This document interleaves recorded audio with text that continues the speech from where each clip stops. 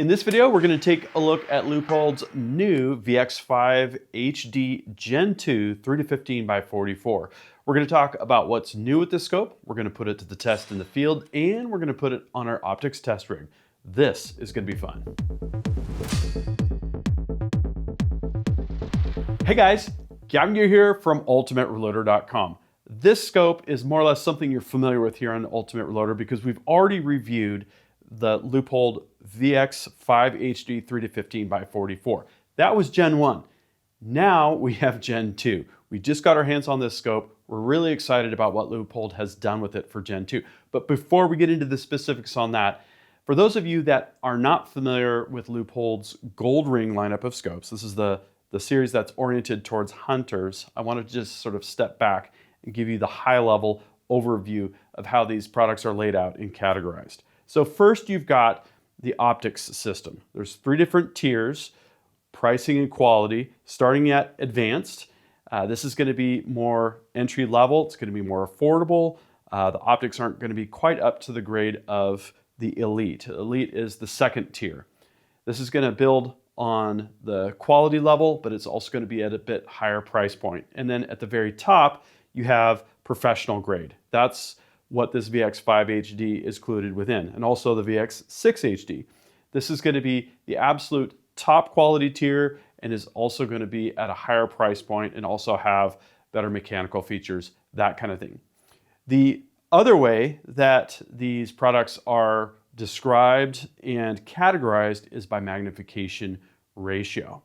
So if we take the minimum magnification and we multiply it by that factor, we get the maximum magnification. So for example, if you have 3, you have a magnification ratio of 3, you multiply those together and you get 9. So 3 to 9 would be a 3x magnification ratio. The VX Freedom series and the VX3HD are both included in that lineup.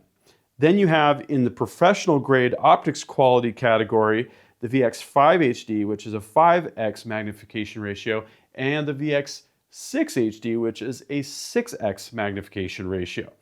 Hopefully this helps you sort of understand the high level of all these great hunting scopes and how they are categorized and how you can navigate the Leupold website as you look at these products. So within VX5HD, there are multiple options here. We have the 3-15 by 44. Again, it's a 3-15 power, so that's a 5x ratio. We've got a 44mm objective on this particular screw. I'll talk in a moment about all the different versions that are available. 30mm tube. We've got a 0 stop. We've got the locking button, which I absolutely love. That's from the Mark series. We have great weather resistance, side parallax, and advanced multi-coated lenses. These are going to be in the $13.99 to $14.99 range. It depends on some options like whether or not you go with the illuminated reticle. It's important to note that the weight is 19.9 ounces, so that's a pound and change, and you can definitely tell. I had a heavier scope on this Bergara SEMA CF. This is the new carbon model, carbon stock, carbon barrel, a really great bang for the buck if you're looking for a lightweight hunting rifle. When I put the VX5HD on, it felt like I just took a bunch of weight off the rifle, and it's, I think, the perfect complement for this particular package.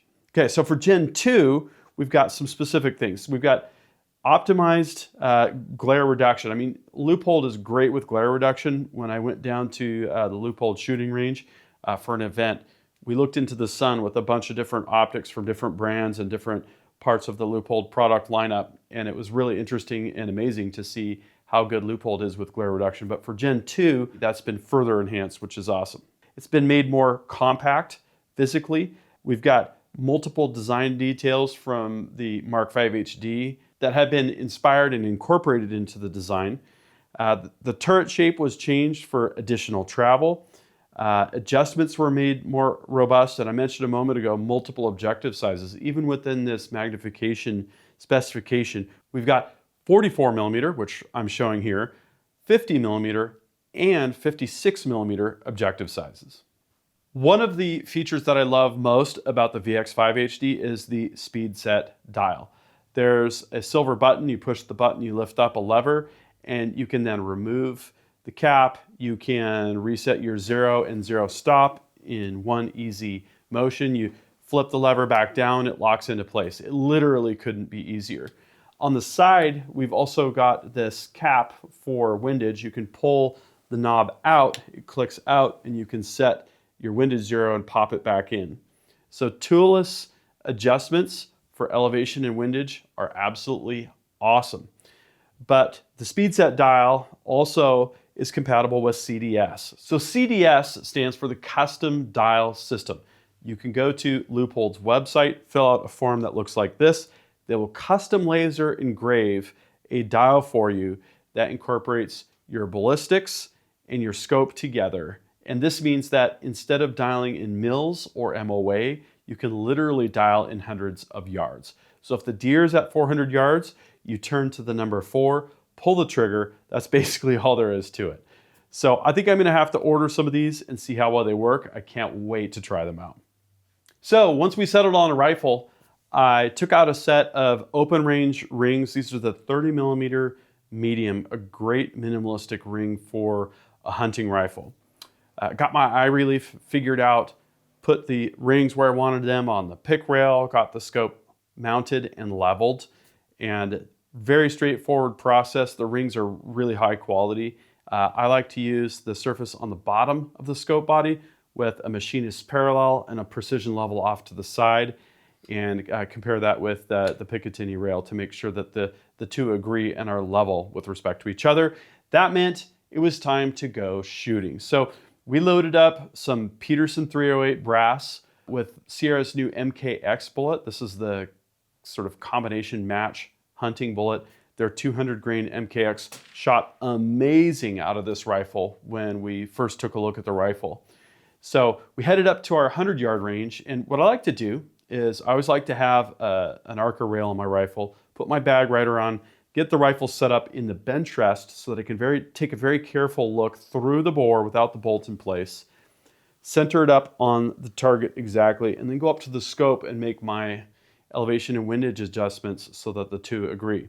And every once in a while, you might have something like this happen. You won't believe this.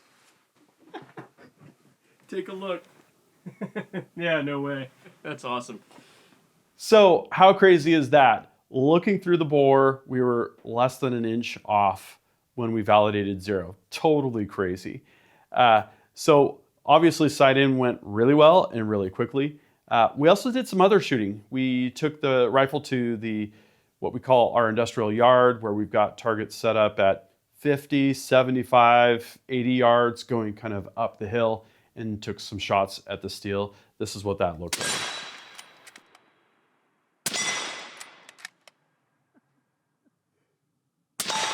And finally, I wanted to simulate a lightweight rifle on a lightweight tripod shooting an animal-sized target at 400 yards. So we set up behind the Ultimate Reloader cabin and took a shot up the hill. This is how that went.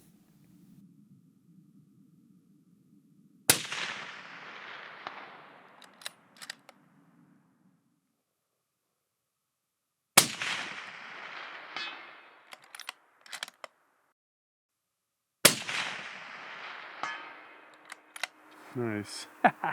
So just like with the Gen 1 version of this scope, we absolutely loved it.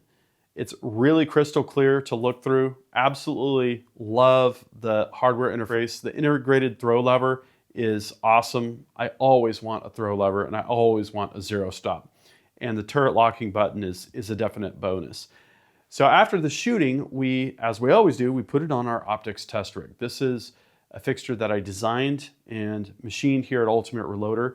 And what it enables us to do is take a precision look through the scope, and to take the camera and to be able to position it and move it less than 1/1000th of an inch. And that allows us to do things like look at tracking, look at parallax, look at differences in magnification, look at image distortion, because we've got a calibrated target that we put out at 100 yards. So we're actually taking real measurements. This is down to a few thousandths of an inch on the printout, like very, very precise, and to correlate the scope's actual observed behavior with what we see on the test target. So with the optics test rig, the first thing we took a look at was tracking. And since this scope is in MOA, we dialed up 10 MOA, down 10 MOA, left 10 MOA, and right 10 MOA. We took a look at how well it tracked over those particular ranges. And on the windage, it looked exactly on. On elevation, it was very, very close. It went just a little bit beyond up and a little bit beyond down. And some of this can be a function of how the camera is looking through the scope with the diopter adjustment. But these results, in terms of how things were lining up, looked great. Then we've got our parallax test, and this is where the precision camera placement comes in handy. We start with the camera centered perfectly as if you're looking straight down the center of the scope, and then we move the camera 50 thousandths of an inch to the right, back to the center, and then 50 thousandths of an inch to the left, and then back to center. And as you can see with the results here, you can see a little bit of a blackening on either side as your eye moves to the side, just like if you look with your actual eye. But the point of aim did not shift. And that's exactly what we want to see in terms of the scope, taking that parallax setting and removing that point of aim error that you can get if parallax isn't set or implemented correctly. So good results there as well. And then finally, let's take a look at image distortion. So here we take a static frame from our testing and then just draw a perfect square inside the outer square of the limits of the test target. And what we're looking for here are straight parallel gaps between the red box and the outer gray bounding box. We don't want to see the barrel distortion or pincushion distortion, and this result also looks perfect. So at the end of the day, I love this scope. I think it is definitely incrementally better. And if you're looking for a lightweight hunting scope and you want real quality, you want these features. So what I'd like to know is, what do you think of the Gold Ring lineup of scopes? And if you're running a VX-5HD, what are you using it for? Are you using it for specifically hunting? What are you hunting? What kind of a rifle do you have it put on? What's it chambered in? And what kind of animals are you hunting? Have you tried a Gen 2? This is new for this year. Love to hear your experiences. Drop a comment and we'll see you down there in the comments section. Look for related follow-up stories as well, because we've got a lot more to cover with this whole lineup with CDS and so on and so forth. Thank you very much for watching. That concludes this video, and that means it's time to wrap it up.